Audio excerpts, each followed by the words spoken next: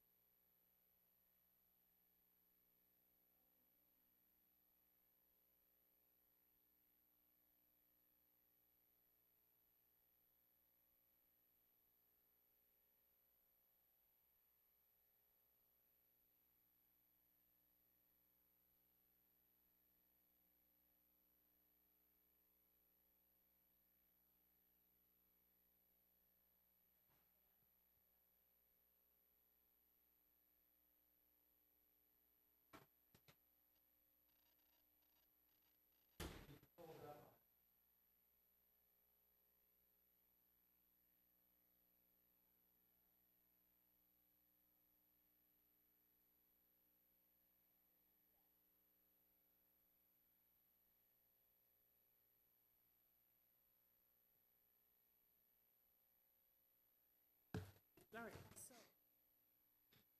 are we?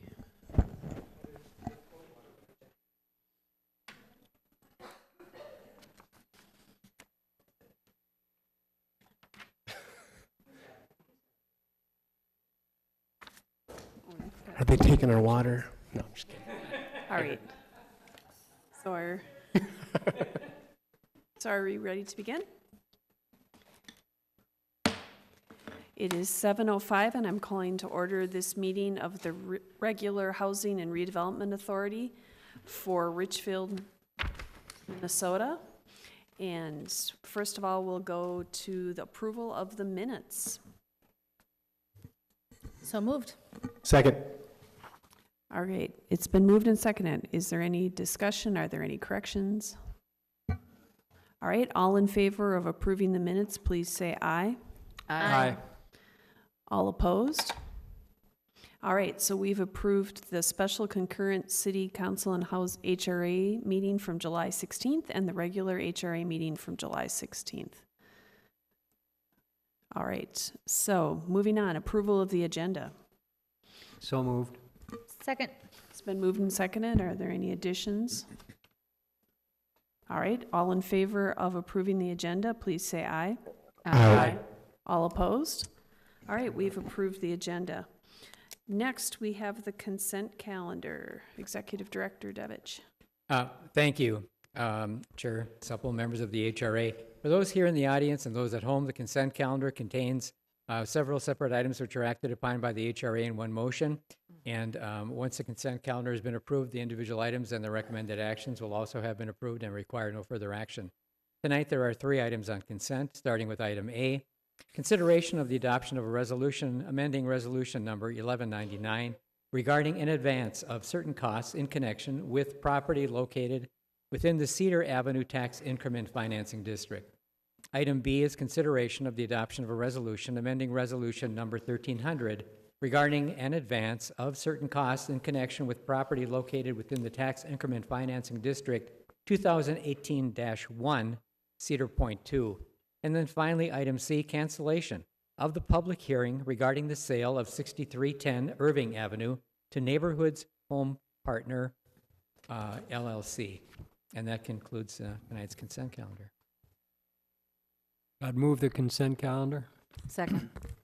All right, the consent calendar has been moved and seconded. Are there any questions, comments, concerns? All right, hearing none, we'll put the motion before you. All in favor of approving the consent calendar, please say aye. Aye. All opposed? All right, we've approved the consent calendar. Thank you.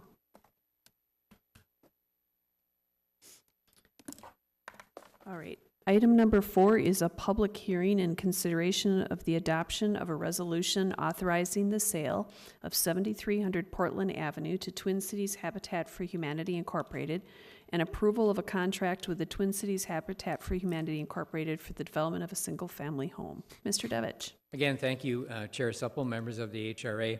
On this particular item, I'm going to ask Kate Aitchison to make the presentation to the HRA. Thank you, Chair.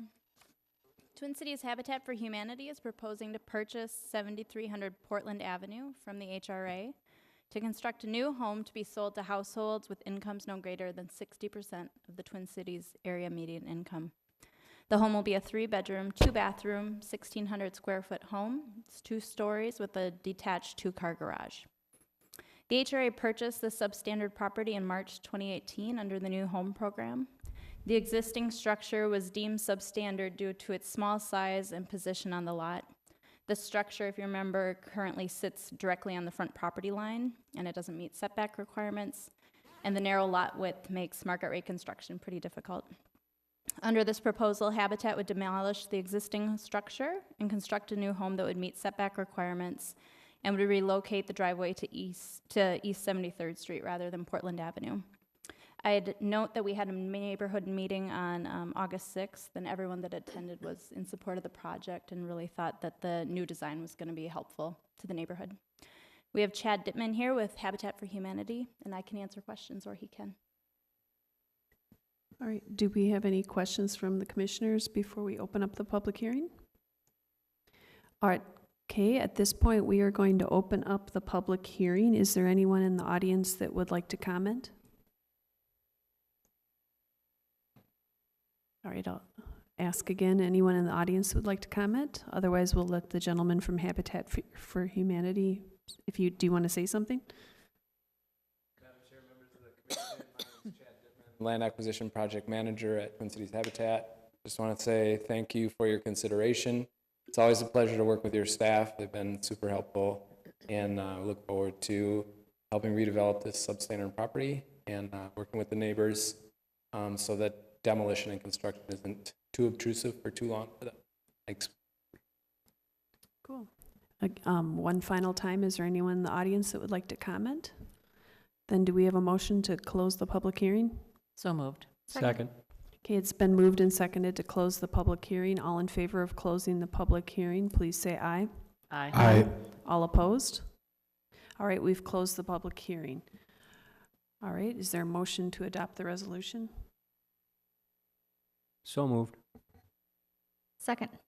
Okay, it's been moved and seconded. Are there any comments?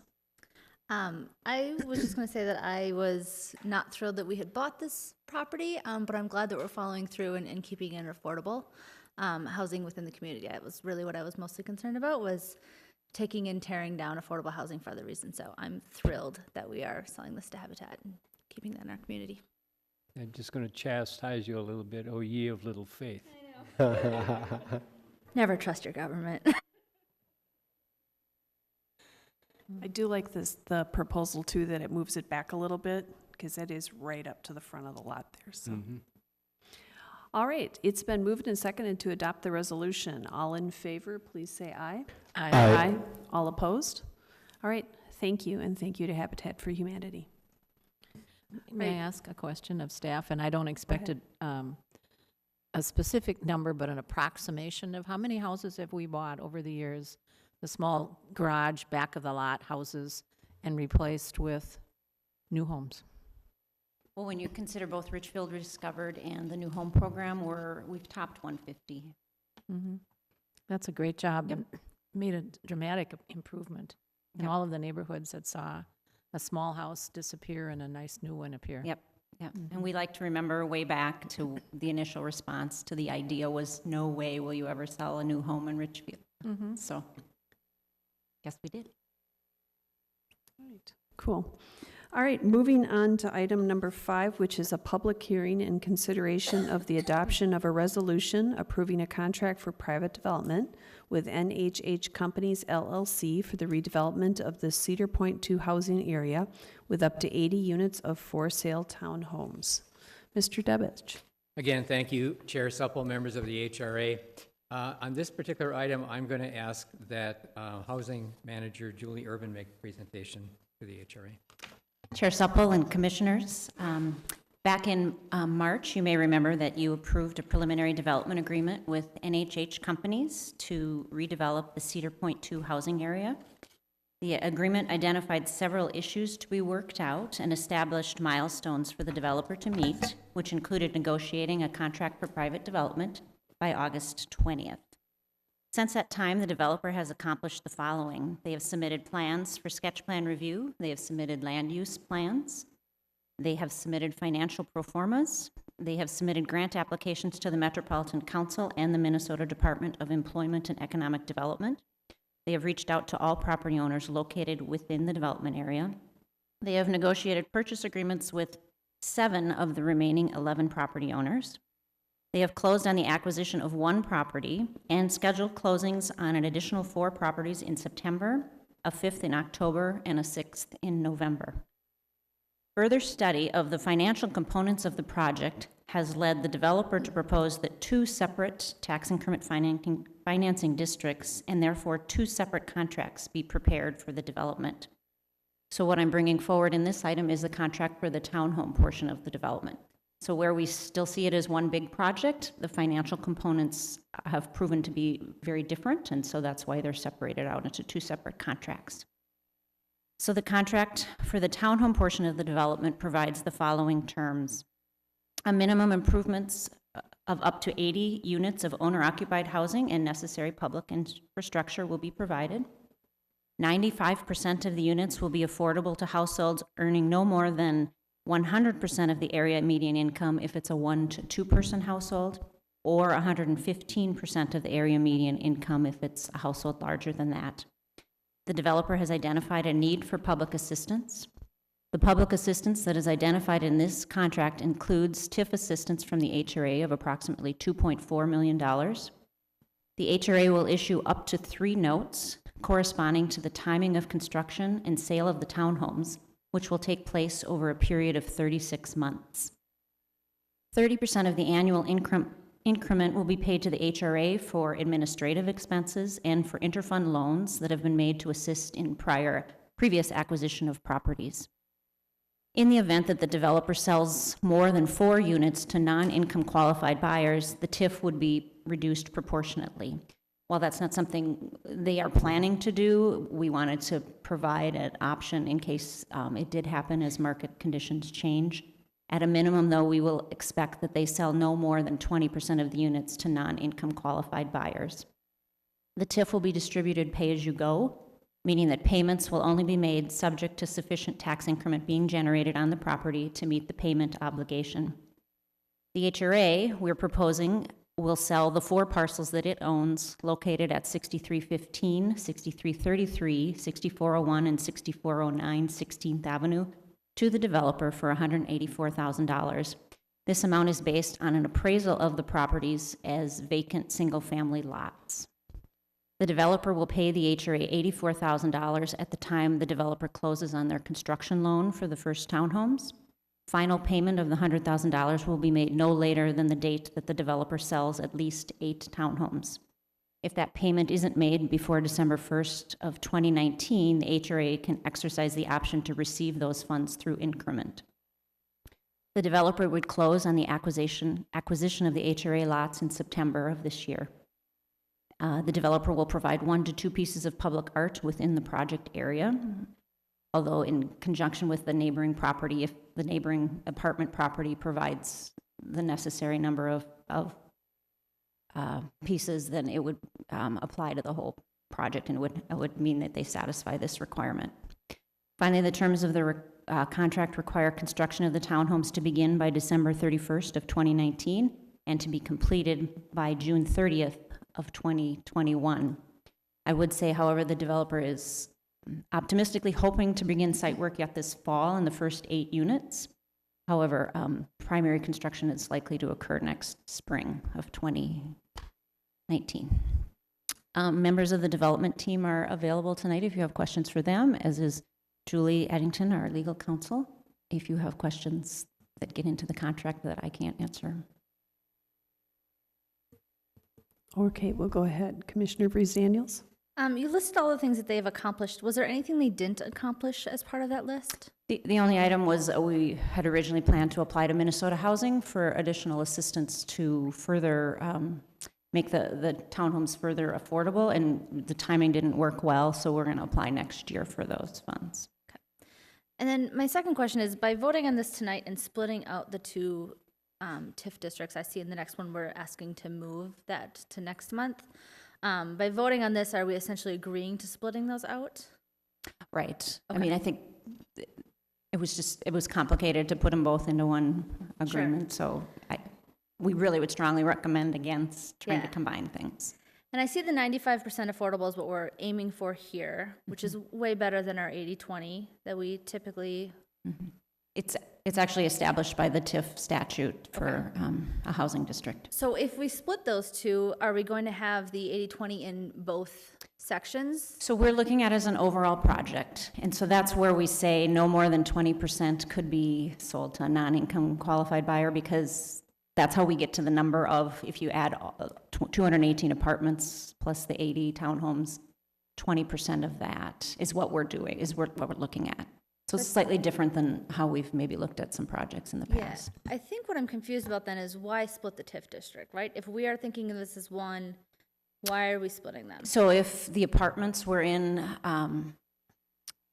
so there's currently a redevelopment district here, and we're proposing to create a new housing district for the townhomes to generate the sufficient increment to make that work. If we were to create a new housing district for the apartments, then they would be required to meet that affordability level of 20%. And the Why way are we the not developer doing that? has proposed the development is they want to propose a market rate apartments. And so in discussions, we decided that looking at it as an overall affordability requirement meets the city's needs. I mean, we have a need for market rate apartments as well as affordable homeownership. So- And, I think so- that, just okay. real quick, sorry, the developer can address that a little bit more, but I know one of their concerns was absorption rates with the concierge, or the Chamberlain building 284 units of affordable housing to kind of differentiate the product in the marketplace, and not to be putting their units on about the same time or soon thereafter that all of those Chamberlain affordable units are going on. So to clarify then, the townhomes will be the affordable component and the apartments will be market rate. Right, and so maybe this is redundant, but in terms of the affordability split based on our policy that we've adhered to for many years, we're looking at a cumulative number for the entire site.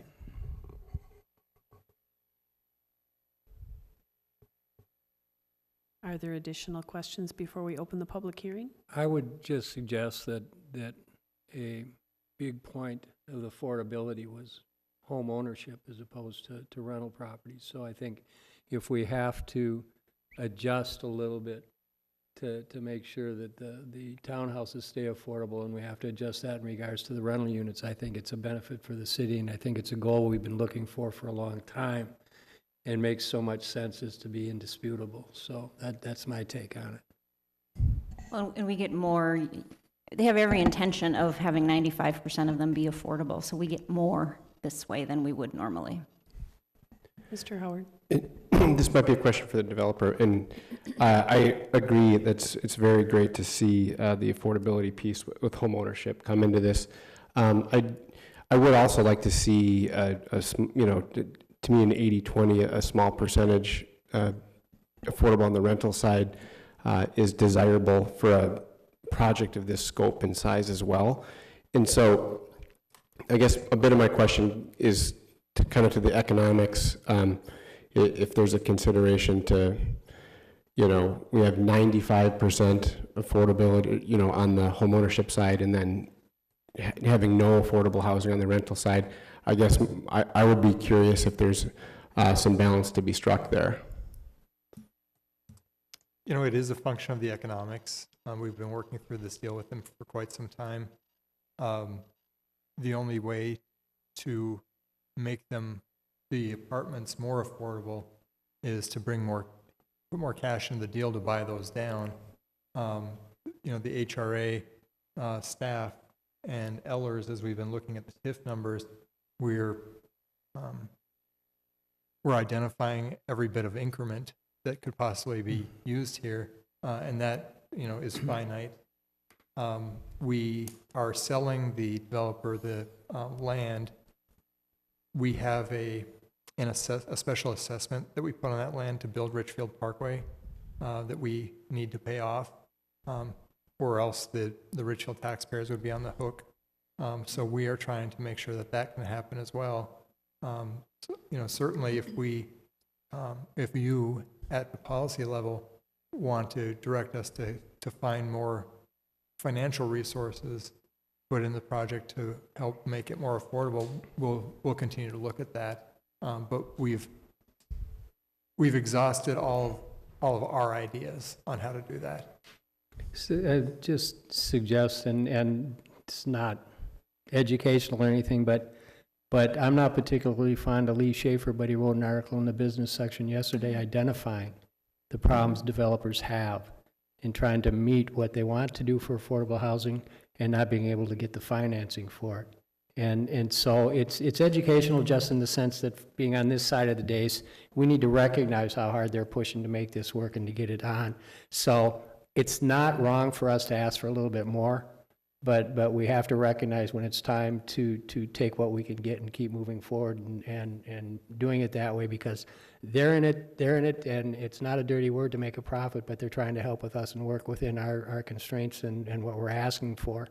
And I think given the fact that it's the first time somebody's come in, we got another one earlier, but to have affordable for ownership housing is such a large component of this that I think it's deserving of some of the considerations we may be willing to give in terms of the apartment houses. So that it just seems to me that it's a trade-off, but I think it's a win-win for our citizens and a win-win for the city. So I had a different question. You said that arrangements had been made to purchase 7 of the 11. Are they geographically in a way so that they can start construction on the part of the project? Yes, they currently have under contract all of, if you include ours in this staff report here tonight, all in the 6300 block, as Okay. well as the far south in the 6400 block. And does that include the Mount Calvary? No, so that is still a question mark. Those numbers are included in this request because we need to include it if that does come through, but they haven't made a decision at this point. Okay, but at least they're all together though, so it won't hold it up. Right. All right, we need to open the public hearing. So at this point, we're opening the public hearing. Is there anyone here that would like to comment? Is there anyone here that would like to comment? Did the developer want to say anything, or?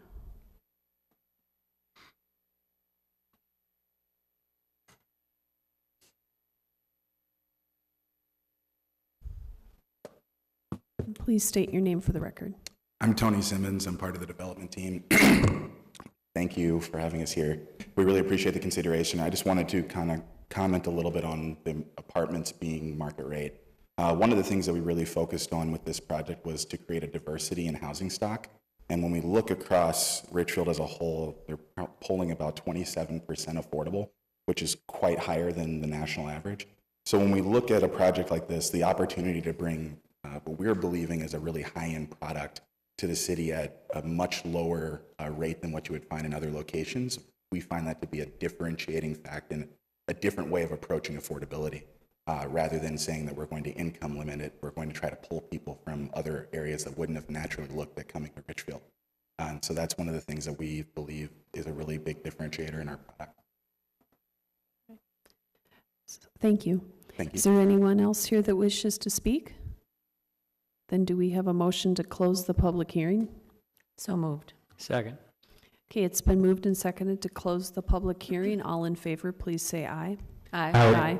All opposed? All right, we've closed the public hearing. Would someone like to move the resolution?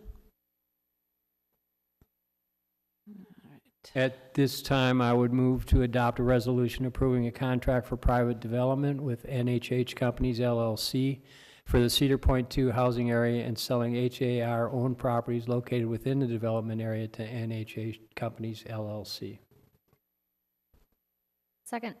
All right, it's been moved and seconded. Is there any further discussion? Just one other question, and I guess maybe a comment. Anytime that a TIF comes up, I feel like there's some education that we should do in terms of for the public. In particular, I feel like there's a perception about tax dollars that are being absorbed that otherwise wouldn't be there. Could you speak to a little bit of the resources in long term that a project like this could generate for the city? Sure, there are a couple pieces to this, and maybe if Rebecca hears me say something wrong, she can give me a look. Currently, a great deal of the property out there is vacant and or publicly owned. That's not paying any property taxes as it is. When the assessor looks at it, though, the assessor says it should be paying property taxes if somebody other than a government entity owned it.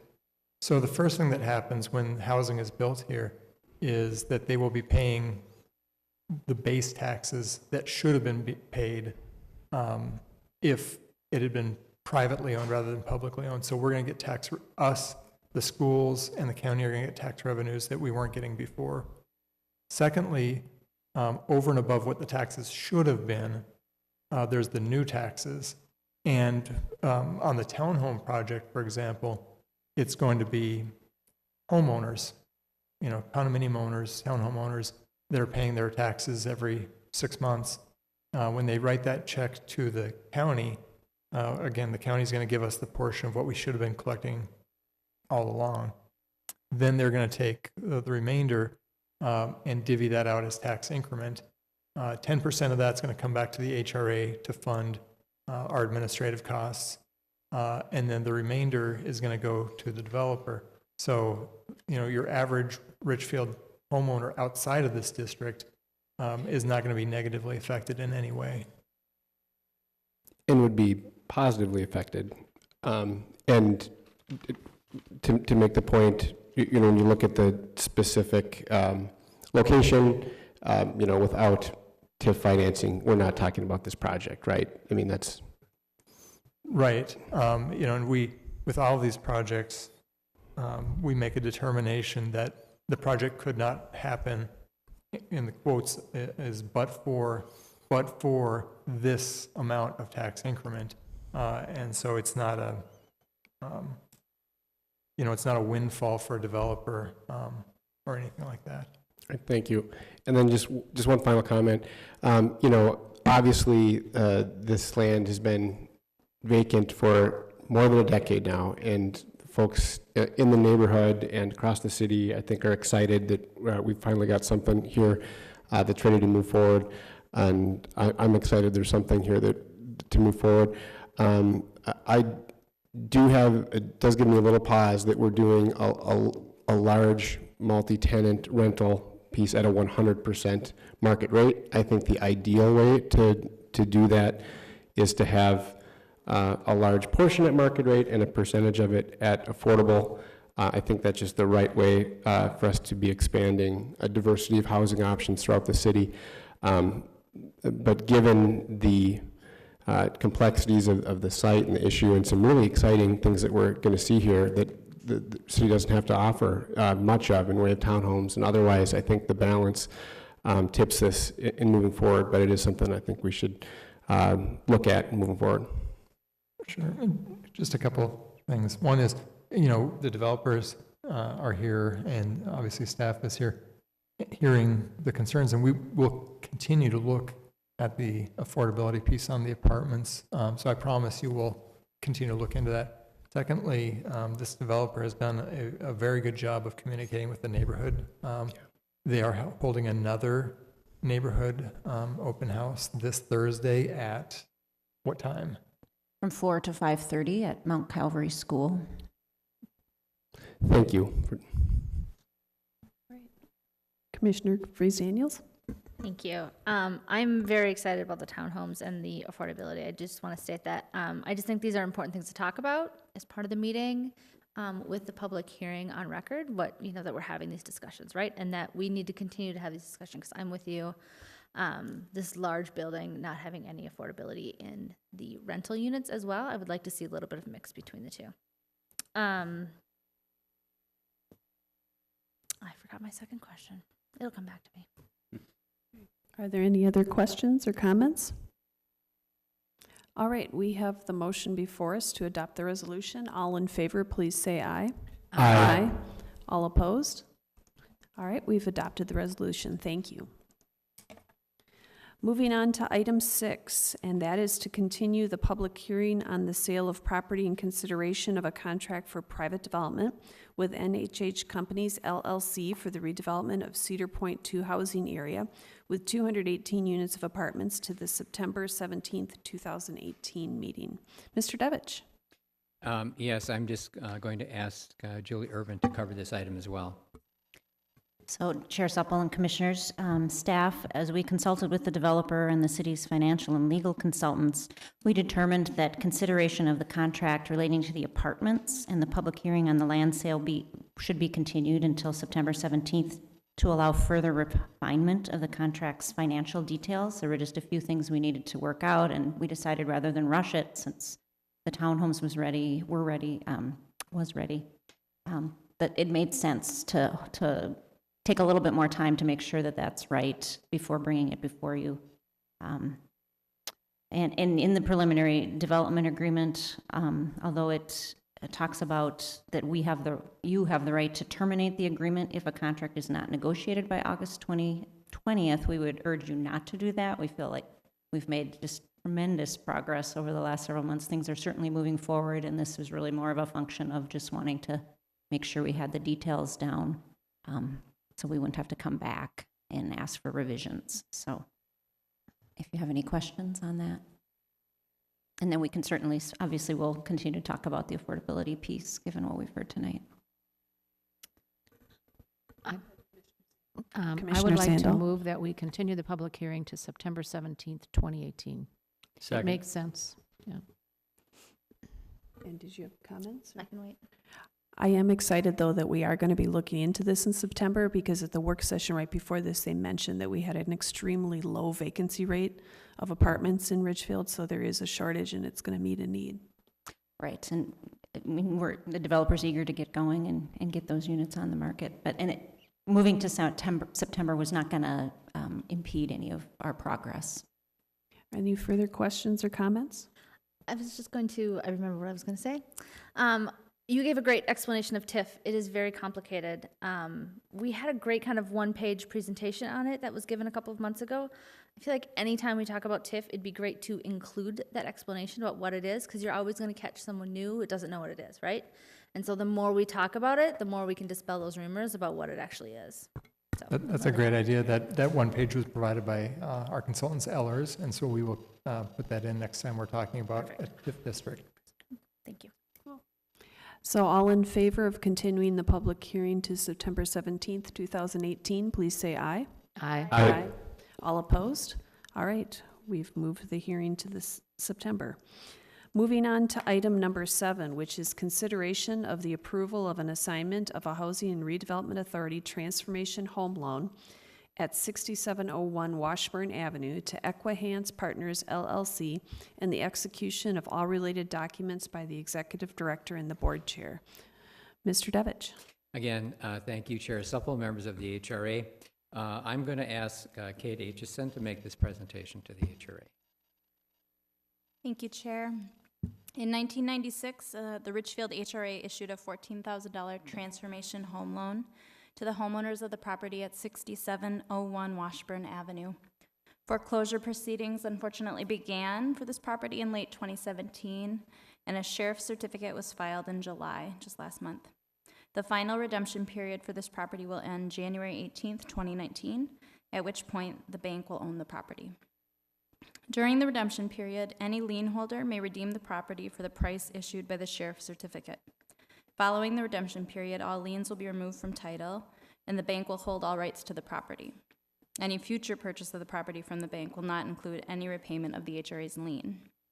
Don Mayetta, a realtor with Coldwell Banker Burnett and chief manager at Equihance Partners LLC, is proposing to buy the HRA's lien in order to take ownership of the property in January. Equihance Partners has offered the HRA $2,800 for an assignment of the HRA's mortgage. The home will be rehabilitated and sold on the multiple listing service, and they're estimating a sale price of around $350,000. Mr. Mayetta has made contact with the homeowner, and she has indicated she's not interested in redeeming the property and won't be forced to move anytime prior to when the redemption period is over in January. He's here and can answer any questions as well as myself. All right, do we have any questions? Does someone wish to move the item? I will move that we approve an assignment of an HRA lien against 6701 Washburn Avenue to Equihance Partners LLC for $2,800 and the execution of all related documents by the executive director and board chair. Second. And then I would speak to it. We've done this before when we've had, whether it's a transformation loan or whatever the grant or whatever is. And if the city isn't going to purchase it, this is a way of recouping some of our investment. And in this case, having someone come in and improve the property and turn around and sell it. So I think it's a good thing. I recommend we do it. All right, does anyone else have any further comments?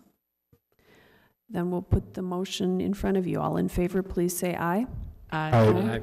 All opposed? All right, we've passed the motion. Item number 8 is consideration of the adoption of a resolution authorizing the purchase of real property located at 6501 Penn Avenue, pending a finding of consistency by the Richfield Planning Commission. Mr. Devich. Again, thank you, Chair Supple and members of the HRA.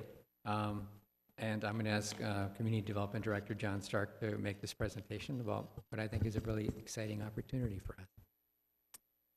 Thank you, Chair Supple and Commissioners. Again, we're talking tonight about the potential purchase of property at 6501 Penn Avenue, which has been listed for sale for the past year and a half, actively on the market. I would say that for several years before that, it's been kind of passively marketed as being for sale as well. There are 2 buildings located on the 25,000 square foot property, which is a little bit bigger than half an acre.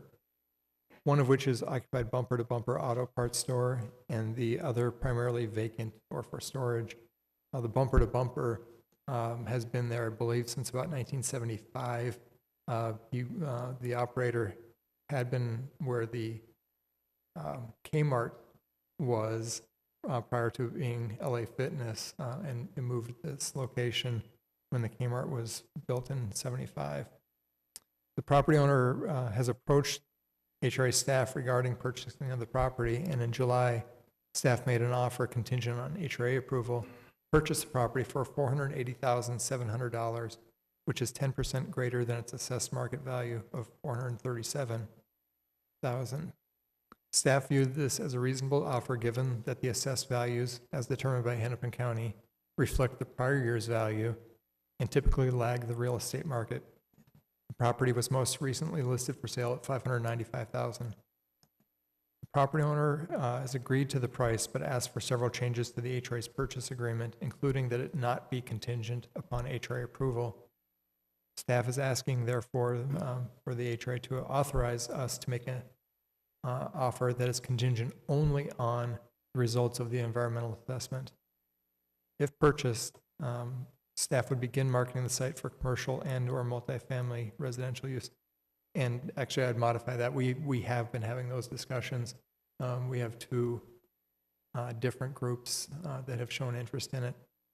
This will be a very, very difficult site to redevelop, though, because of its grade changes and because of the unusual construction of the building. So it is going to be a tough property to redevelop. And quite frankly, that's why staff thinks it's important for us to get involved. We don't think that the market can take on the unusual aspects of the site adequately, and therefore we're recommending that we get involved. We did do an analysis of the potential we had an architecture firm do an analysis of what could be built there in terms of multifamily. So we've got 3 or 4 different concepts of what multifamily could look like.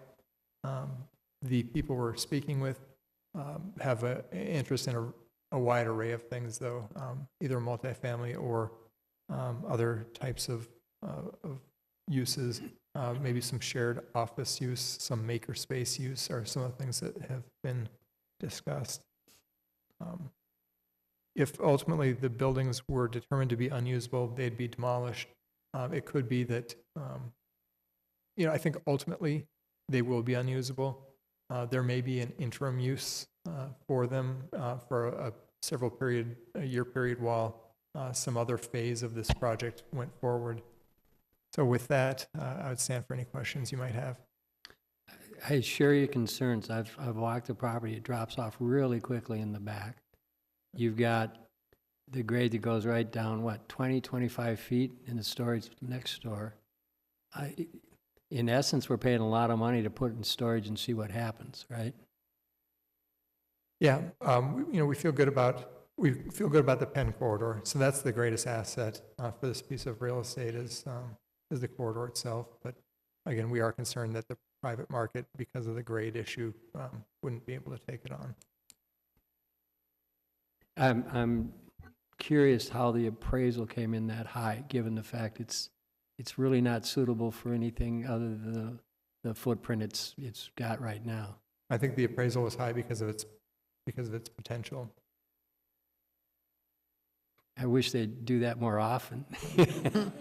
See, potential, I didn't know appraisers did that. But I guess it's in light with the push we've got on Penn Corridor and everything. So I guess I'd rather own and control the property. I'm a little bit concerned at the price. But it is what it is. But it just seems, it seems high. It gives us another piece of property that eventually, I don't have a clue what's going to happen to the storage and the stuff that's next door underground or below grade. It has some potential, but when I think about it, because you start at the K-9 college and go all the way up to 65th, and you'd almost have to pick up that whole parcel and bring a whole lot of fill in or something. I'm just trying to figure out what you do with it. I think there could be a use that can take advantage of that grade drop. You're just not sure what it is. No, for example, if you had semi-structured parking, so from Penn Avenue, it looked like underground parking, but from behind the building, some of the costs associated with it are more like surface parking. That could be a win-win. Boy, I'd hate to use that amount of property on Penn Avenue as parking now. If it all depends on the demand that the development places on it. If it were like a 3-story building, I think it would have the demand to have that kind of a parking footprint. Right. I don't necessarily dispute that. I just think it's pretty long-term. But, it's like I said, I'd rather own the property and control it than have somebody else. When I would say that we're doing this, I talked really about the offensive reasons we're doing this. We're doing this for defense as well. We had heard from potential buyers of the property that I'm certain that policymakers wouldn't have been happy with. I don't even want to go there. All right, Commissioner Sandal. Thank you. Having served for a while with the Penn Central Group and tried to promote development along Penn and 66th, I think this is a good step by the city. It may be a little bit of an investment, but I think overall, if the city can begin to start accumulating the property and working with neighbors to make improvements, I think Penn will be better. I think we need to take the first step. All right, Commissioner Freeze-Daniels. When we did our little bus tour 2 years, I don't even know how long ago it was. This was one of the sites that we had looked at with the Planning Commission, and the City Council went and kind of did a tour of Penn and redevelopment. And as I recall, we own a little bit behind it, right? There's like a sliver of land that you could maybe do a driveway or something a little interesting with it. I live right here. This is a very challenging area. Like, and Penn is growing. I mean, we keep seeing things being remodeled, and so I do think this is a hot property. I would hope that we could do something creative with it, that we don't own it for a long time, so we're not missing out on those taxes. And the money coming in, if we're owning it, we're not getting taxes off it. But I think it is a interesting opportunity for the city. Mr. Devich? Thank you, Chair Supple. And what I would say to this is, you know, when I look at that piece of property, and John and I have talked about that piece of property many, many times, and as we're doing, you know, we've been talking for years about, you know, we have to fix up Penn Avenue. And I think what we see on Penn, you know, again, you've got that whole disadvantage of the depth of the commercial lots on Penn. There's not a lot of opportunity to do some bigger, grander things. And what we see is that kind of like piece by piece, you know, Penn is taking shape. And this piece is sitting so close to that intersection, you know, Penn and 66, which again is looking better and better by the month.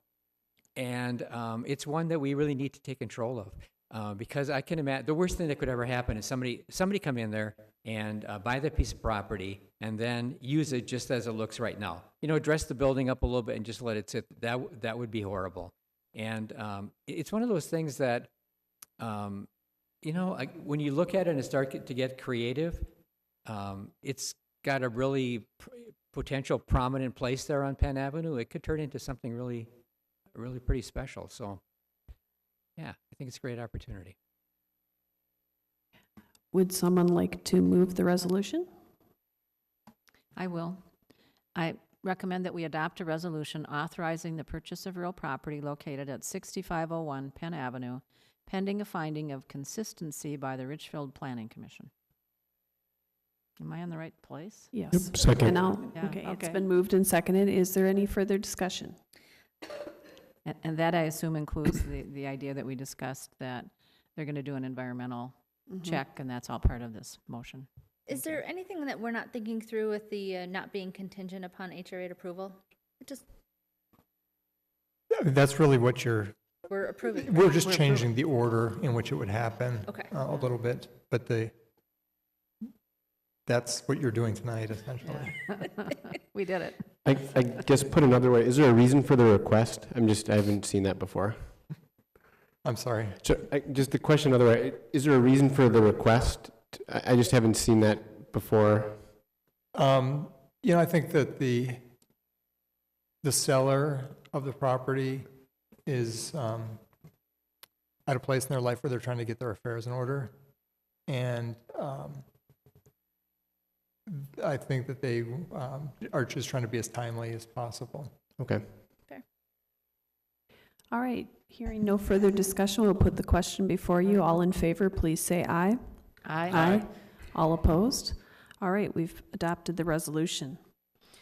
Moving on to item number 9, consideration of the adoption of resolutions regarding the modification of the redevelopment plan for the Richfield redevelopment project area, the modification of the tax increment financing plan for the Cedar Avenue Tax Increment Financing District, and the establishment of Tax Increment Financing District 2018-1. Mr. Devich. Again, thank you, Chair Supple, members of the HRA. On this item, again, I'm going to ask Housing Manager Julie Urban to make this presentation. Chair Supple, Commissioners, as we've discussed already tonight, quite a bit about the Cedar Point 2 redevelopment project. As you know, the proposed development includes 218 market rate apartments on Richfield Parkway and up to 80 for-sale townhomes along 16th Avenue. The financial feasibility analysis for the project indicates a substantial gap, significant acquisition costs for the existing single-family homes on 16th Avenue, the high cost of structured parking, stormwater improvements, and construction materials that are required to meet sound attenuation standards, and the desire to include affordable townhome units all necessitate the need for public assistance to bridge that gap. The development currently sits within the Cedar Avenue Tax Increment Financing District that was established in 2005 and extended in 2017. Under the proposed modification, The east half of the site and the proposed apartment development would remain in the existing district, and a new housing tax increment financing district would be established to cover the west half of the site and the proposed affordable townhomes. As we've discussed somewhat tonight already, the project has considered a variety of ways to include that minimum of 20% affordable units in accordance with HRA policy. The proposed plan is to provide 100% market rate apartments and 95% affordable townhome units. So establishment of a housing TIF district will ensure that the affordable units will be included in the project. And I would just also point out that the City Council will be considering these items tomorrow night, and that's when the public hearing is held. If you have any questions, Rebecca Kurtz from Ellers, the city's financial consultant, is available, and as our staff and the development team.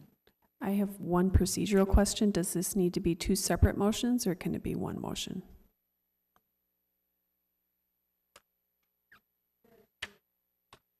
There are two resolutions, should so be two sorry, yes, there separate should be two motions. separate motions. I apologize. Well, yeah, so that's what we have under the recommended action. Yep. Okay. So the first part is to modify the plan for the Cedar District, which is pulling the townhome units out of that district. And then the second piece is putting them into a new housing district. Yes. All right. So two motions. Thank you. Commissioner Vrees Daniels? I'm still not understanding why we're breaking it into two. Like, is there a financial benefit? Is it, can you explain that more? Like, what is the purpose or the benefit to whomever to break it into two? Why not keep it as one? So, Yeah, so maybe first of all, there are two development teams that are, the development teams differ between the two. There's one person who overlaps between the two. So that's one piece. So they really are, and they have to pencil out on their own as well. And so when we Rebecca analyzes the deal, you know, there's a pro forma for the townhomes, the apartments. They really are separate animals, and so that's how we've just come to this two pieces. And I would just add that there are, I don't know, 4 or 5 different types of TIF districts. In Richfield, we've only worked with historically 3. We've worked with a redevelopment TIF district, a housing TIF district, and an economic development district. Right now, this area is a redevelopment TIF district that was established by the legislature around 2005. We got it extended a couple of years ago. Even with that, though, it's kind of a shortened district because of the time frame that was in it. So anytime we're looking at a project, we look at all the different potential ways of financing it. And because the townhome piece would meet the requirements for a housing TIF district, we were able to pull it out and say it's no longer part of the redevelopment TIF district that has a finite number of years left. Instead, it's going to be a brand new housing TIF district that's got its full life ahead of it. Does Thank that you. help? Yes, absolutely. All right, so I will move that we adopt a resolution adopting a modification to the tax increment financing plan for the Cedar Avenue Tax Increment Financing District within the Richfield redevelopment project area. Second. It's been moved and seconded. Is there any discussion? All right, hearing none, all in favor of adopting that resolution, please say aye. Aye. All opposed? All right, we've adopted the first resolution. Number 2, I move that we adopt a resolution adopting a modification to the redevelopment plan for the Richfield redevelopment project area and establishing tax increment financing district number 2018-1 therein, and the adoption of the tax increment financing plan therefore. A lot of legalese in that motion. all right, is there a second? Second. Okay, it's been moved and seconded. Did Ehlers and Associates want to say something, or Mr. Stark, before we go any further? No, I'm up here prepping for the next item, sorry. Oh, okay. Is there any discussion? All right, it's been properly moved and seconded. All in favor, please say aye. Aye. Aye. All opposed? All right, we've adopted both resolutions. Thank you. All right, and thank you to everyone involved with the project. Moving on, we're going to item 10, consideration of the adoption of resolutions approving proposed property tax levy for the payable 2019 for certification to Hennepin County. Thank you, Chair, supple members of the HRA. This is the highlight of the evening. This is the main event. The HRA budget, and we have, first of all, John Stark is going to make a presentation on it, and Chris Regis is here to assist him in making that happen. That's terrible. Who killed the Nothing mouse? worse than a dead mouse. Well,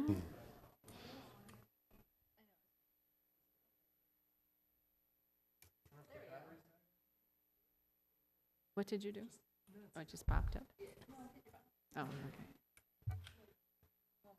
There we go. Yes. That's good to know that the system eventually works.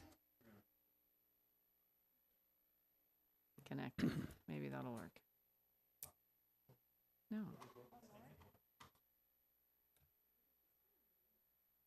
There it is, yeah. There's a light in there. That's a good sign. Okay. Oh, there we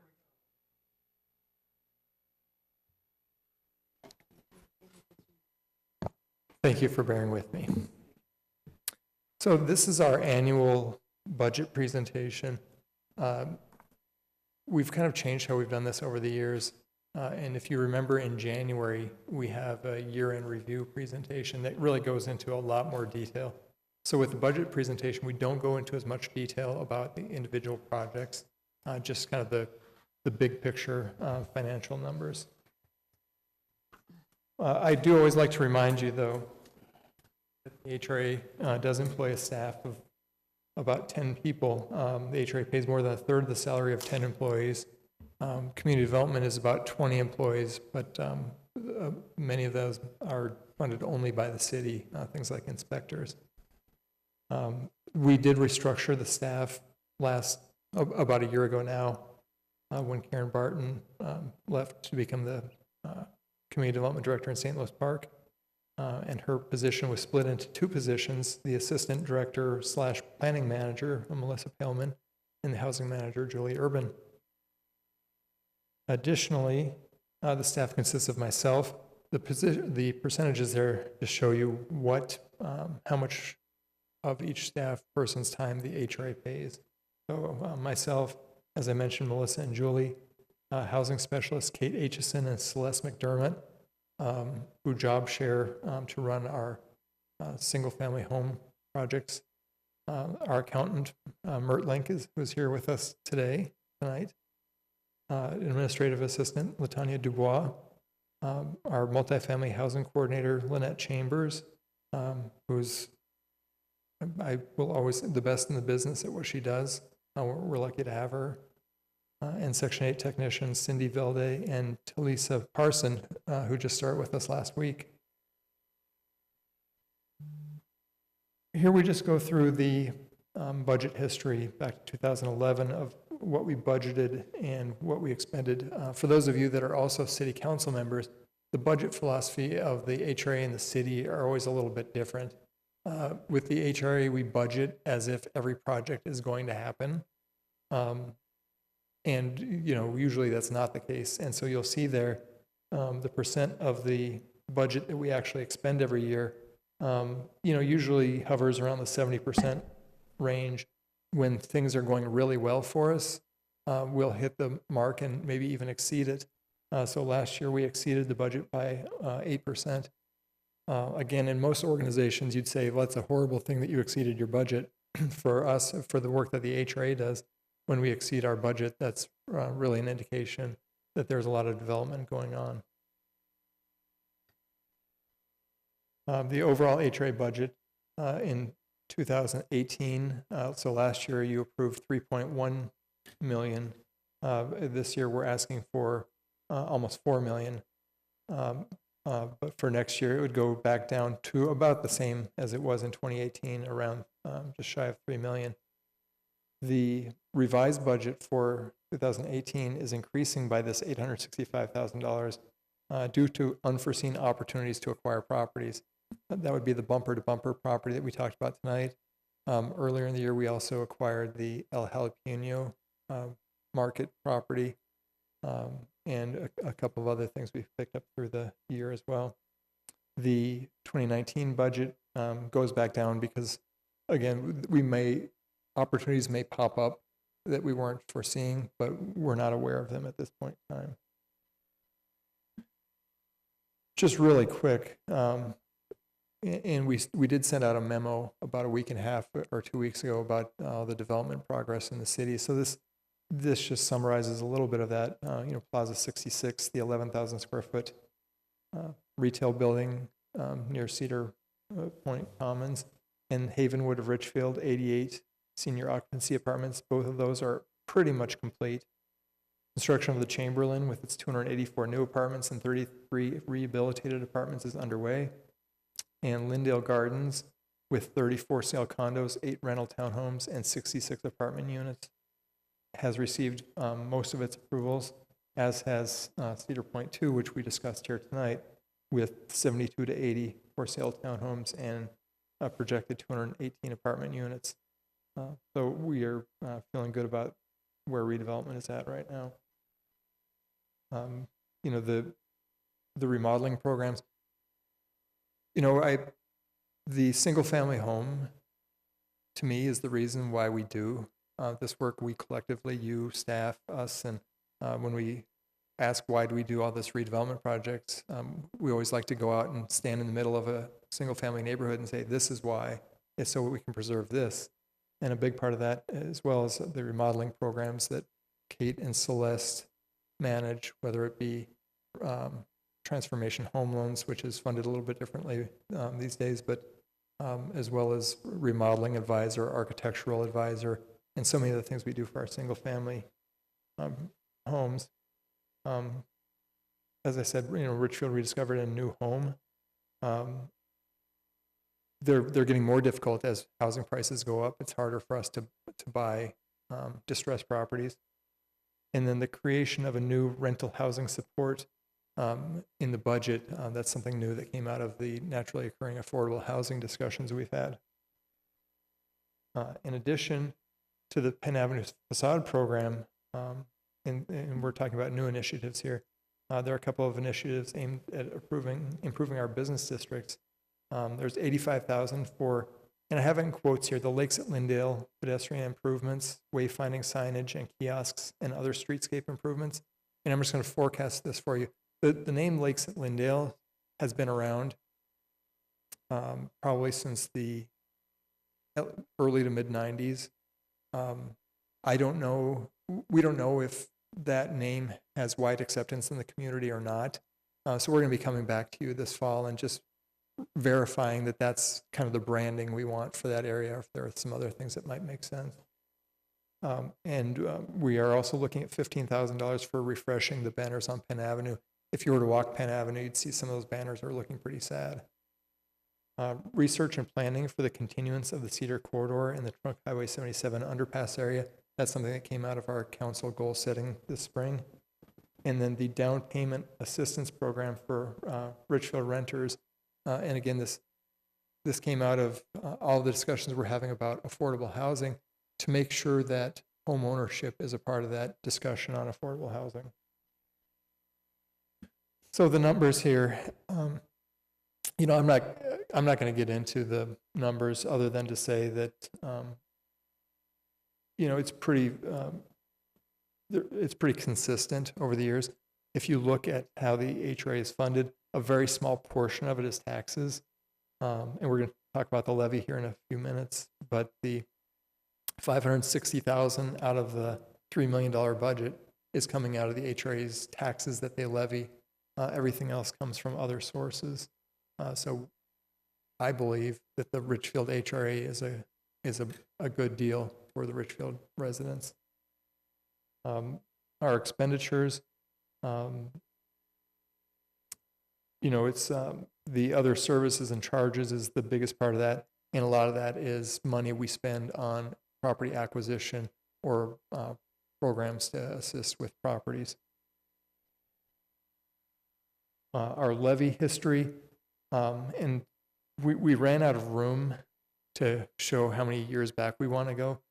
I want to say, and I don't know if Mert or Chris remembers, there was a point in time where the HRA made a policy decision that you wanted to always, well, I don't know if always, but you wanted to levy at the maximum. And I think that was probably in somewhere around 2008, 9, if I had to guess. And that's happened all the way up to 2018 with the, rapidly rising property values and with the increased burden of street costs and school referenda. This is the first year in probably 10 or 11 years that our recommendation is to levy at something less than the maximum.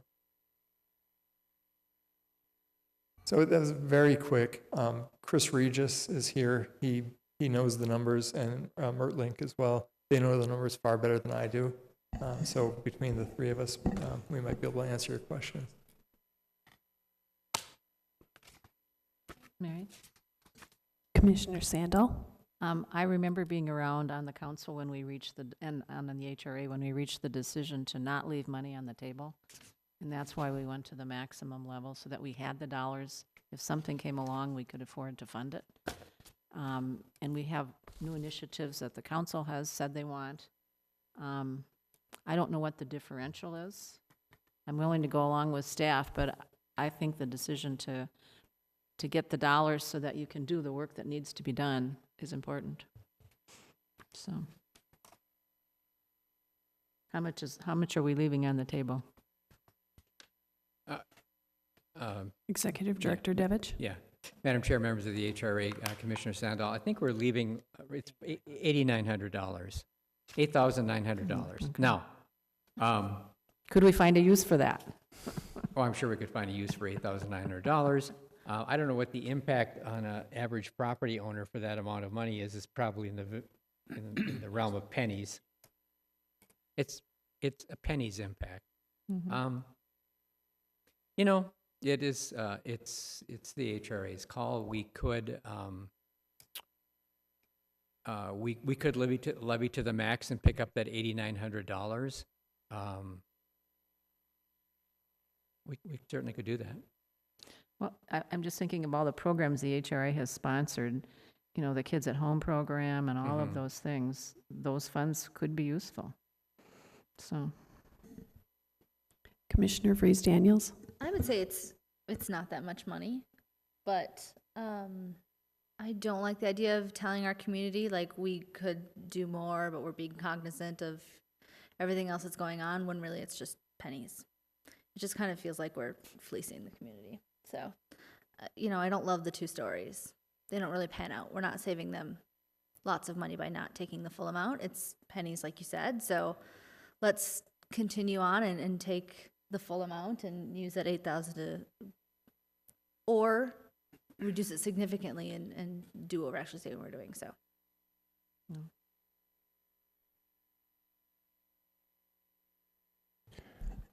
Commissioner Howard?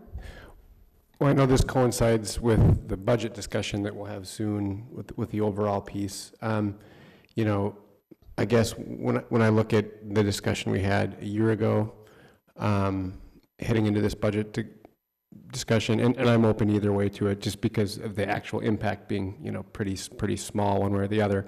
But I'm inclined to support the budget that staff has presented, and the mindfulness of, the overall levy that we've seen in recent years, et cetera. It makes that, I see the wisdom in that, but I share that when we're talking about the actual impact, not being a huge piece one way or the other, I can hear that side of it too.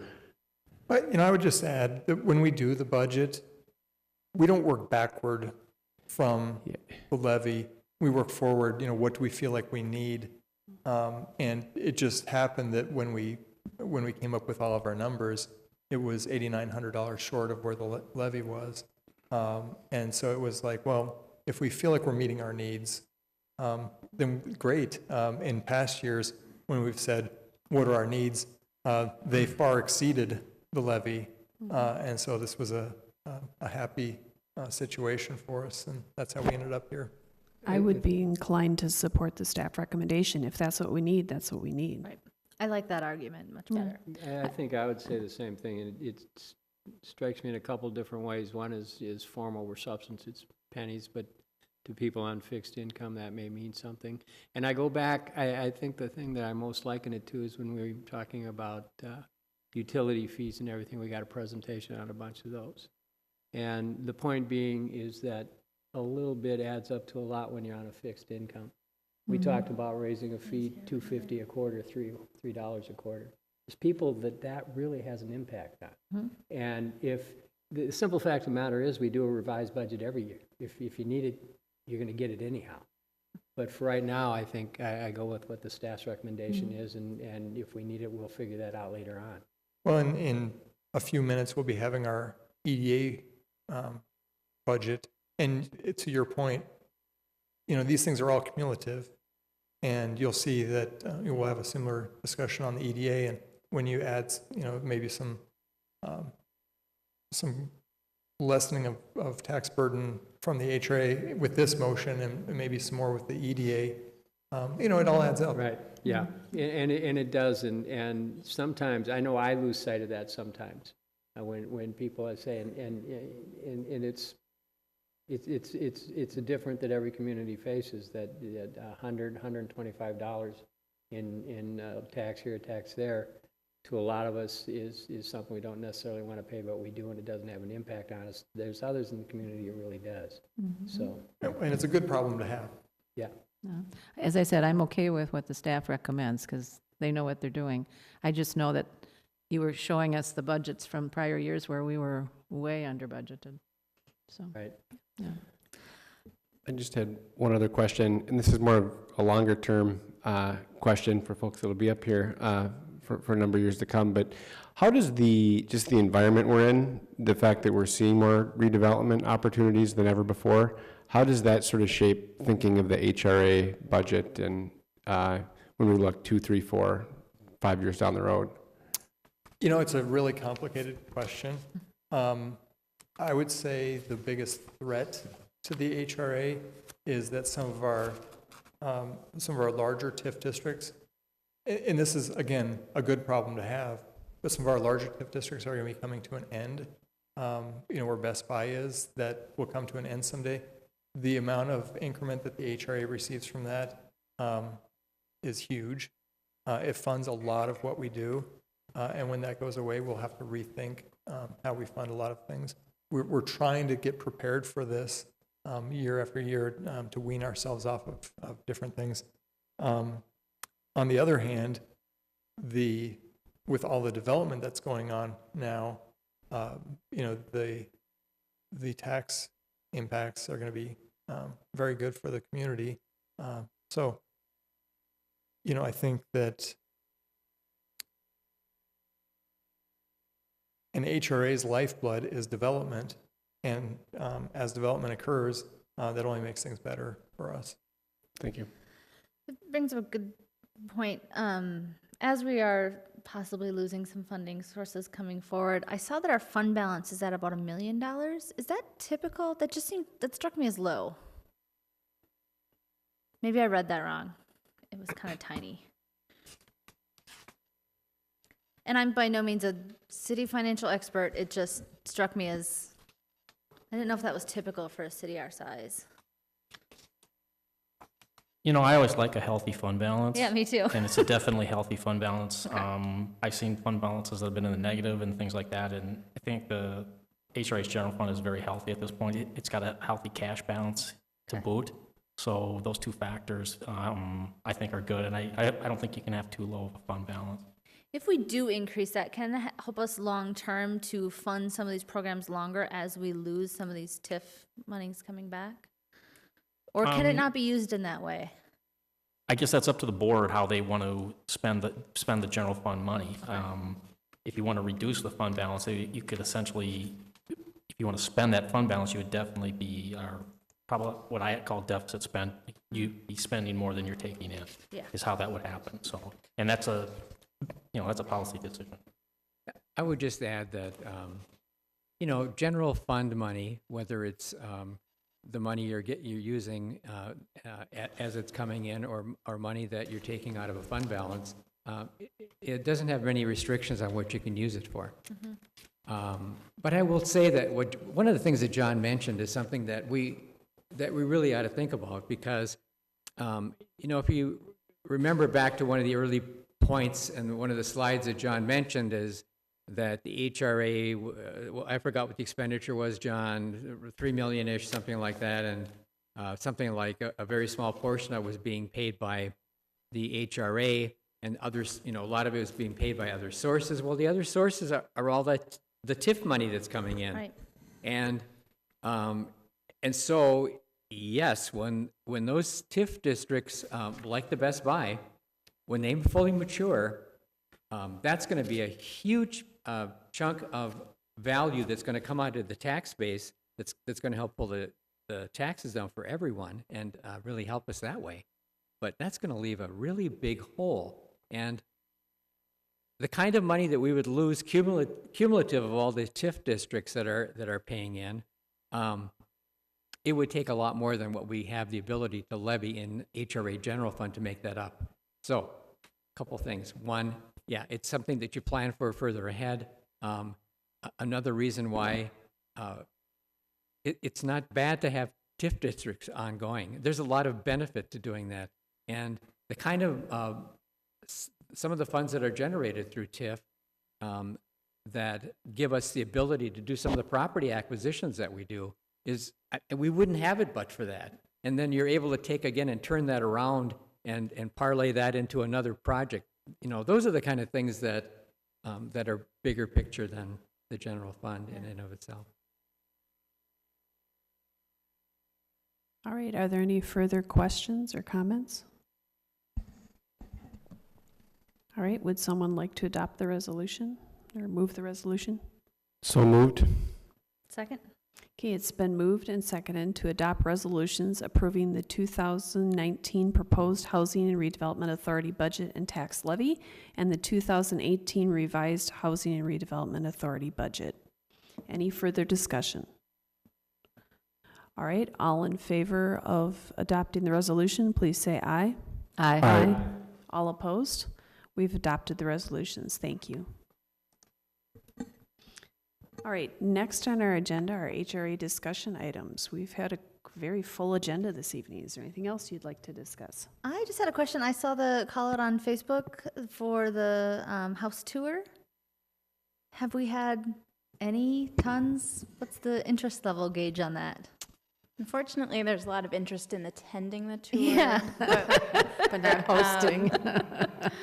That's what I was worried about. Yeah, only able to secure 3 households that were willing to be on the tour, and that wasn't quite enough. We were hoping for at least 4. So next year we'll have a large pool of people to pester. So we're going to hold off and skip the year. Correct. Okay, thank you. Unless you want to showcase. No, I need to remodel it first. All right, any other HRA discussion items? All right, then we'll move on to the Executive Director's report. Chair, Supple, members of the HRA, I really don't have a report this evening. All right, thank you. Claims and payroll? So moved. Second. It's been moved and seconded to approve claims and payroll. Are there any questions? All in favor of approving claims and payroll, please say aye. Aye. Aye. All opposed? All right, we've approved claims and payroll, and we have finished all of our business for the HRA. The EDA will start in a couple of minutes. Thank you. Meeting adjourned. Maybe you can come tour my hopefully new driveway.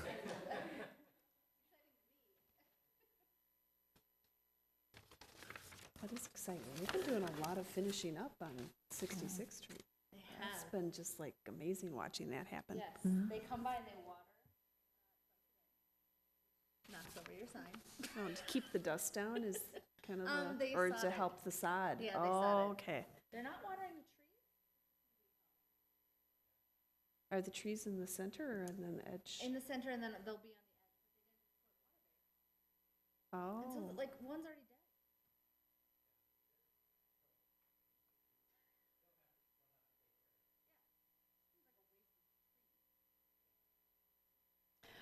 All right, so now are we ready to continue on with the EDA meeting? All right, so I'm going to officially call to order the Economic Development Authority meeting for August 20th, 2018. Please note the attendance. And our first item is approval of the minutes of the regular EDA Authority meeting of March 19th, 2018.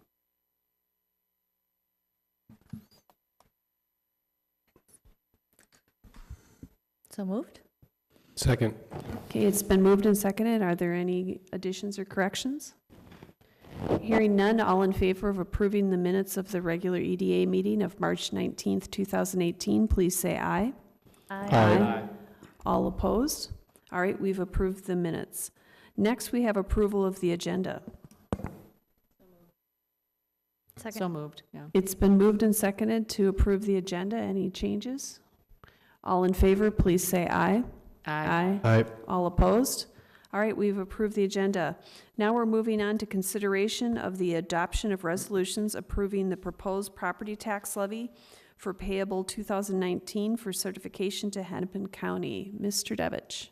Thank you, Chair Supple, members of the HRA. I'm going to have, again, John Stark, as assisted by Chris Regis, make the presentation on the EDA budget, basically the same format that we looked at for the HRA.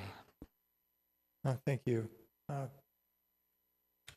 Is it President Supple?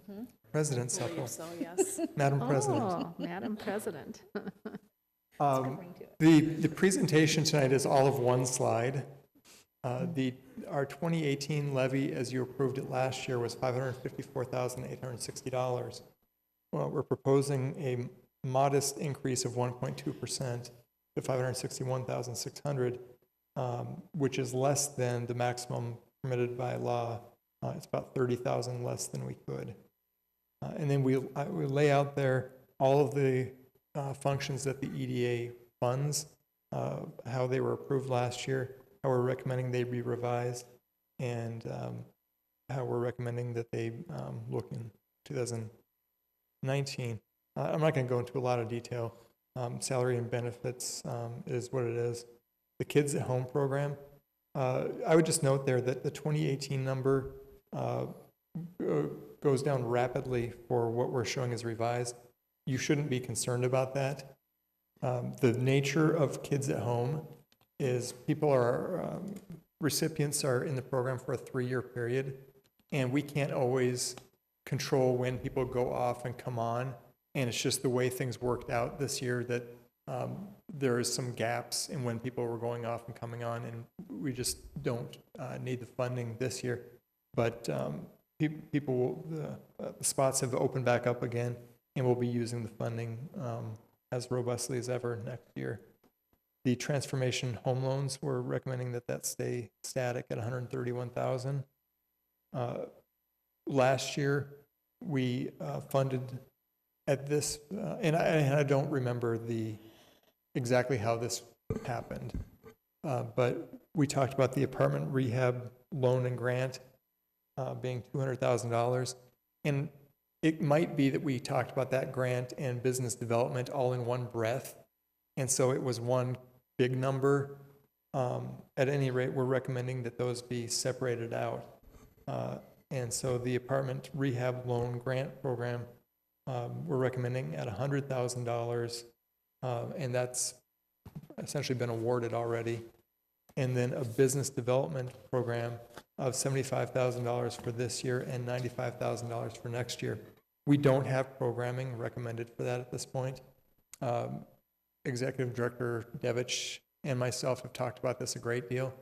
And, in our time here in the last 10, 15 years, there have been a lot of opportunities that have come up for business expansion, new businesses that we just didn't have any resources to help with. 2 examples I can think of. There was an airport operation that was going to retrofit large jetliners that the state had asked us to participate in, and we just didn't have funding. And the second was kind of a back office kind of use, phone banks, that was going to be maybe somebody can remind me of the term, when something is outsourced and then brought back again. There's a word for that, I can't remember what it was, but there were jobs that were going to be coming back from Singapore for a call center. And again, the state had asked us to participate in that, and we just didn't have funds. So really, with the $75,000, we might come up with some small programming for it, but for the most part, we would just like to see that accumulate for when these opportunities come to us, that we have some funding to address them. The Open to Business program, very successful. How that's funded with participation from the county has changed a little bit, so that's going from $2,000 to $5,000.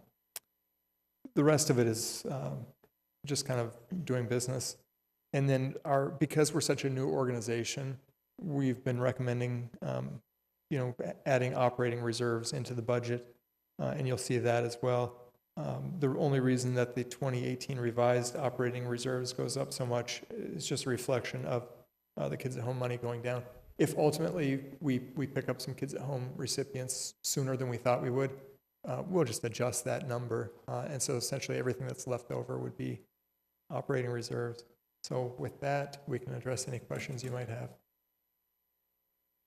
Commissioner Sandall? Approximately how many transformation home loans can we do for $131,000, and how soon are they gone? So this year we had that same amount, and we've issued 6 loans thus far. We have about 20,000 left, and we get calls quite frequently. So we might still be able to commit that money. It depends on the amount, because they max out at 25,000, but people can get as low as 7,500. It's really a function of two things. It's the budgeting, but it's the staffing.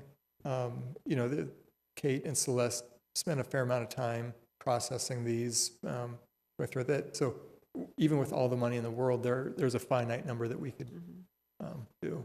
Okay. You had said about if we got enough people for Kids at Home, is that being marketed so people know that the opportunity is there? Yeah, the way we market that, we're looking at how we can improve how we market it. In the past, we've really done that through school. The school counselors have been a good source. That hasn't been hasn't had as many results for us, so we're looking at other ways of getting the word out. Are there any further questions? All right. Hearing none, would someone like to move the resolution? So moved. Second. Okay, it's been moved and seconded to adopt resolutions approving the 2019 proposed Economic Development Authority budget and tax levy and the 2018 revised Economic Development Authority budget. Any further discussion?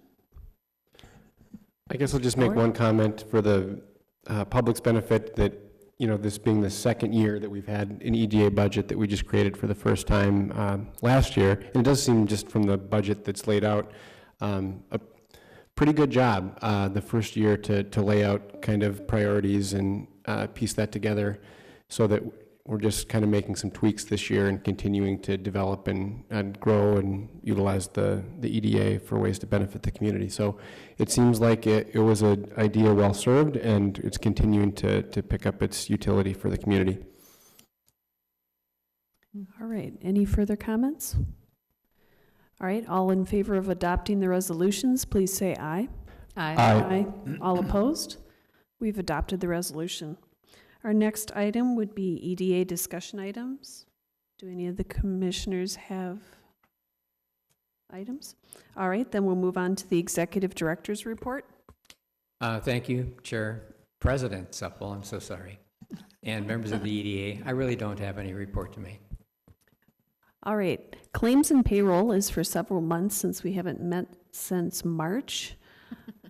So let's see. Is there a motion to approve claims and payroll? So moved. Second. It's been moved and seconded. Any discussion or questions? Okay, all in favor of approving claims and payroll, please say aye. Aye. All opposed? All right, we have finished our business. The meeting stands adjourned. Thank you.